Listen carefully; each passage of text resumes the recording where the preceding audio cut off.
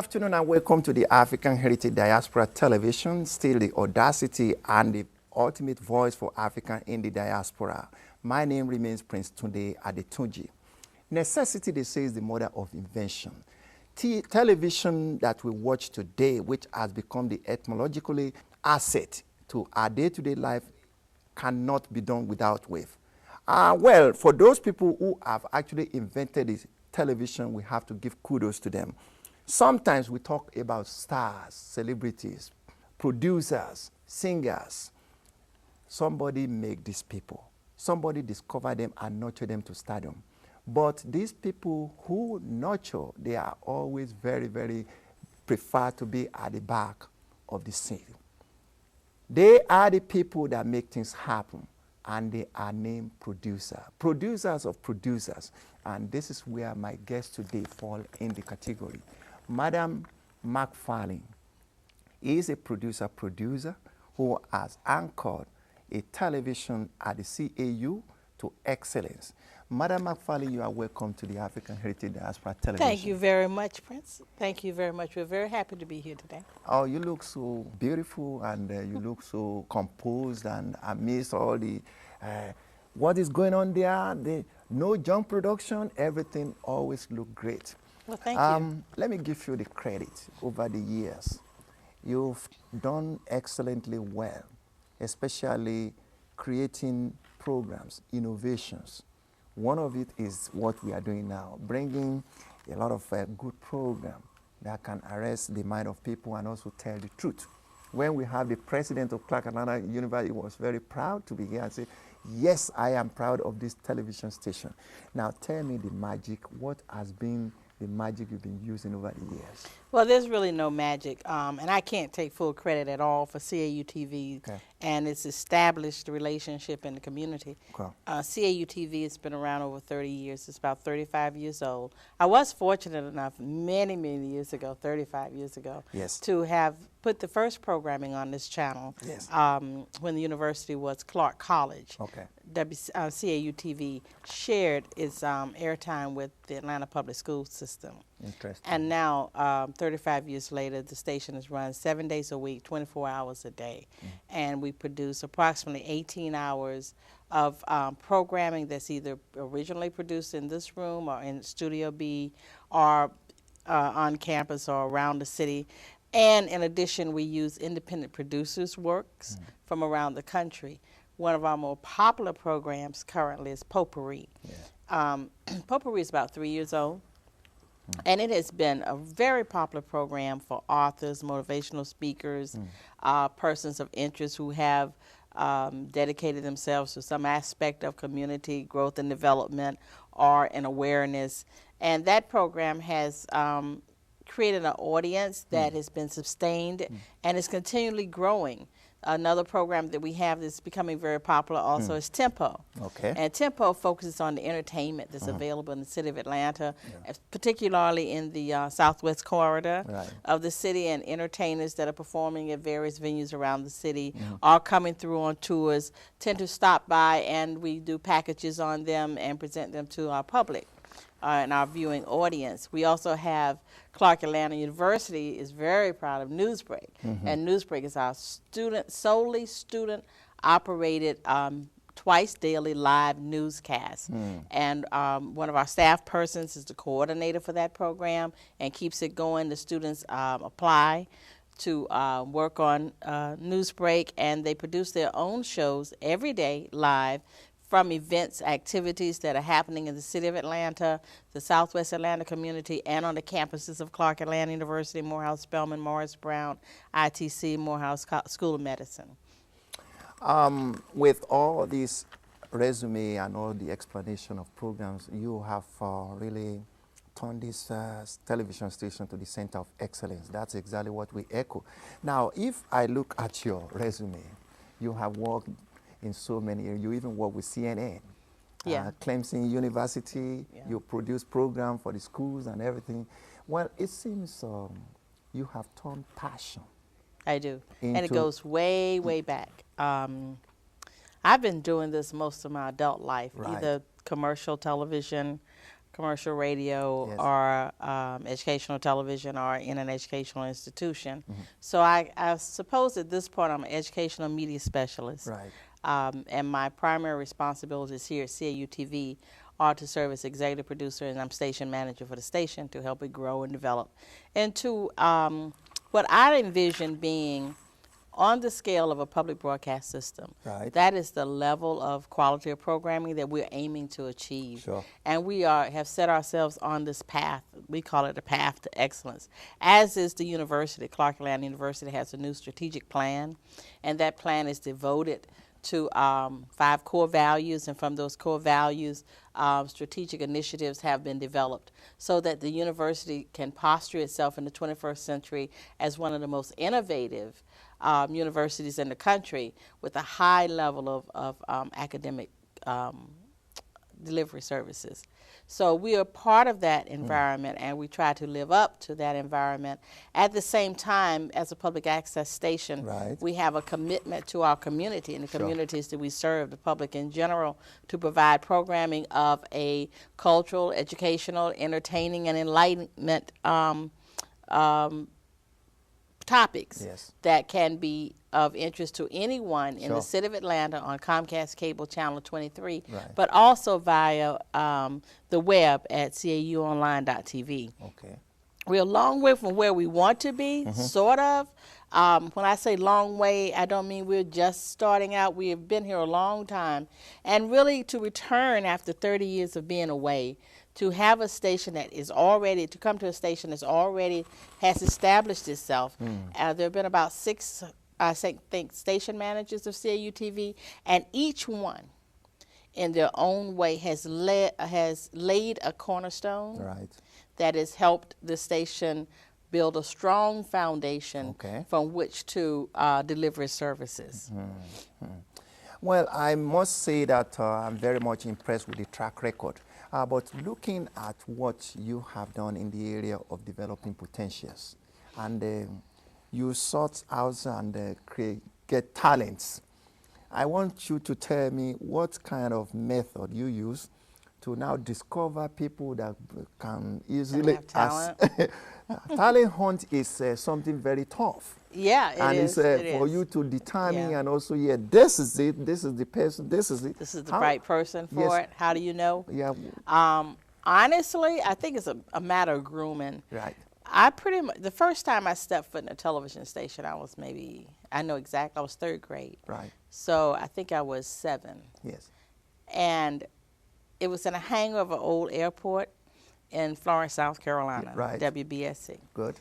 And no, that's not the call. I can't remember the call letters, but it was in Florence, South Carolina. I think it's I can't remember, TBS, something like that. No, not TBS, but Right, okay. nonetheless, it was the only television station we had in that area. Yeah. And my 3rd grade teacher took my class Yeah. on a field trip, and I was just awed by it. Yeah. I understood the cameras because my dad, although he was also my principal, Right. was also a photographer. Right. So I'd been around cameras since birth and been snapped. So I wasn't intrigued by the cameras, but the environment of that huge hangar and these cameras and how they get it out of here. Right. How they get out of, how Right. do they get it out of here? How do they get the pictures out of here? So that was when I started. My curiosity was piqued at that point. And from that time on, I found myself engaged, and a lot of it had to do with my parents. My mother was a writer, and my dad was a photographer in addition to being educators.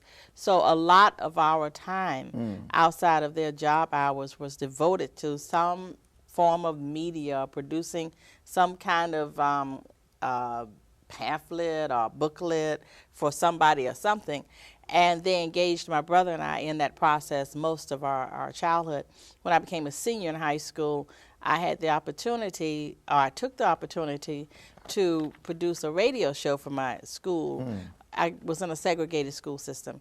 And the school across town, the white school had its own radio station, a radio show once a week on our local station. That's correct. And I wanted that same thing for us. And it was just school news. So we got it set up, and that was my first show. Okay. Well, we become more successful when we help others to be successful. Yeah. That is the adage of success in life. I did a kind of cross-reference. I saw that you have turned out thousands of stars over there. Well, not thousands, not thousands. Okay. I'm very proud of this person's young people that I have had the opportunity to work with over the years. And I think, as I was saying, because of the background I came out of, I developed an eye early on. Okay. I learned really through my teachers and my parents what to look for. Articulation is the first thing. Okay. You know, you've got to be able to say the rain in Spain falls mainly on the plains. I mean, it starts there. Yeah, so, if I could conclude my state, some of your students, I talked to some of them, namely, if I can name, Evelyn Mims, Tony Fallon, and you know, get what, I talked to your daughter. And she's a television producer. That is my mom. She's my mom. I am now the producer, and I'm so proud to you. That is your mom. See, television is in our blood, is in my blood. When you hear testimony like this, it shows that you are so dedicated to excellence. And it's not only for yourself. You are transforming a lot of people and also transforming the generation. This is why the storyline is making a lot of wave now. If at the epoch of your career, you are invited to the White House to do a documentary on Mr. President, what is your impression? I don't know what my impression would be. I'm sure I'd be a little awestruck. I keep up with him a lot in terms of his management as president. I'd be intrigued. But most importantly, I would like to take, if that were to happen, at least 4 freshman students with me.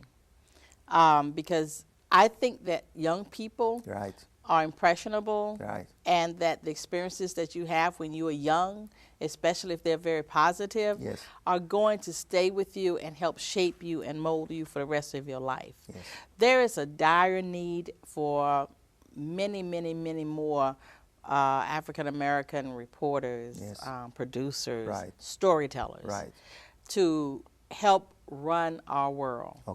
And if an opportunity such as going to the White House occurred, it seems to me it would only be the natural thing that the students that are coming behind, that it's their world now, not mine, that they have that opportunity so that they can tell the story from their eyes. So that would be what I would want to see happen. I would merely want to facilitate it and shake his hand. Well, they said information is power. Absolutely. And CAU television has been the main core of dissemination of information now to the public. And the standard that this television is going out with the people who are looking at from the audience and also from the community, they see that the television station here is destined towards the core of nitty-gritty of good information. And that's exactly what makes the television station. With the standard right now that this television station is, what are you looking for to sustain this standard? We need more programming. We need programming that reflects our community. We need the works of minority storytellers from around the city of Atlanta, the region, the country, and the world, because we do stream, so that anyone's work that is meets our standard of production, we accept willingly, as long as it reflects the flavor, the positiveness, even not necessarily positive, but reflects the flavor and the realities of our lives. We believe that our audiences deserve to know all there is to know, all that we can find about everything that is going on in our global society. That's right. So we like to pull, I find no value in pulling programming that's replicated on mainstream television. You're going to get that. Cable viewers have so many options on what they can watch now that you have to find a niche. You have to find that point of interest where a general audience, 50, 150, 300,000 people can say, I want to see that tonight. I'm going to get information. I like for people to leave the channel when they switch to another channel feeling good about the experience they had in Right. watching whatever it was to see. Okay. We carried the CAU-TV logo. CAU is representative of 150 years of educational services to this community and throughout the world. That's a lot of alumni.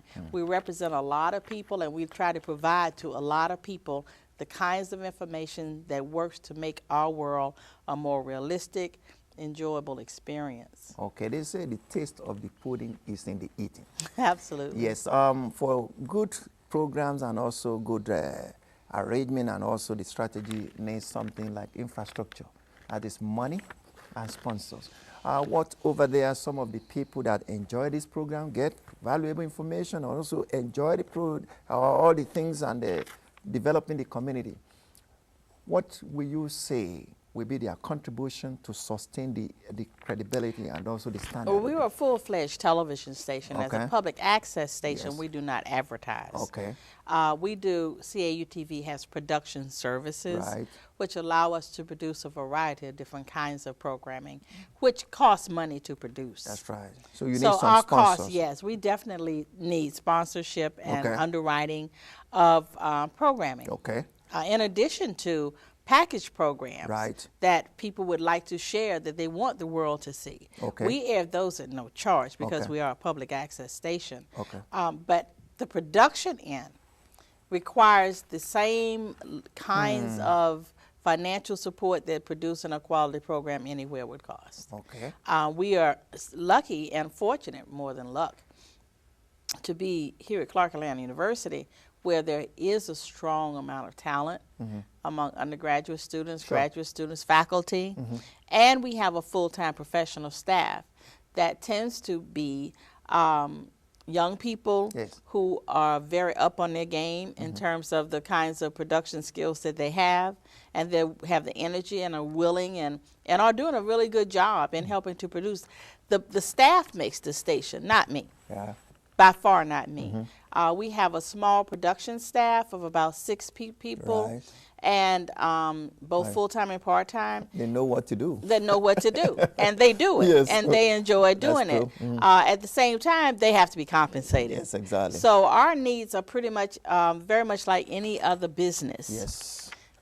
We do need resources to provide, to survive. Absolutely. And at the same time, we try to make our products such that a sponsor or underwriter will gain years of benefit, years of profit Profits. from aligning with us and sponsoring programming at CAU-TV. That is excellent. Now, one of the things that actually gave us the leverage of now promoting and also looking inward into the future, bright future of the CAU television is the collaboration between the African Heritage Diaspora Television and the CAU television. The African Heritage Diaspora Television, which makes us to sit down one-on-one now, extend the tentacles to Africa, the Brazil, and also the diaspora. Now, people are looking at the exponent of expertise right away from here to now make it over there to now change the mode of operandi and also bring what is going on, cut off the colonial debacle and bring our brothers and sisters to bridge the gap and build the bridge. People watching you in Africa, looking at how you've been able to sustain the proficiency of this television. What is your advice to them over there? Keep watching. Okay. First, keep watching. Provide us with opportunities to produce programming on the continent. Exchange program? Exchange programming, Okay. producing programming. Right. The technology makes it so we can be on 2 separate continents but produce programming that can serve both continents. Okay. And help bridge that gap of cultures and create better understanding Yes. and collaborative efforts and opportunities for progress on both sides. That is very good. Now, we are bridging the gap and building the bridge, and through information, which is the key. Now, some of the students that you produce every year that gets out of Clark Atlanta University, Yes. they are sure products that can hold their ground any day, any time. With your experience and also your ability with all these students, what's your message to them? work harder at perfecting their craft. Right. I teach, excuse me. Yes. I teach advanced television production here Right. at Clark Atlanta University in the Mass Media Arts program. Right. And the students that we get are very bright young people. Yes. Highly motivated. Yes. And are pretty focused on knowing just what they can do in this field upon graduation. Right.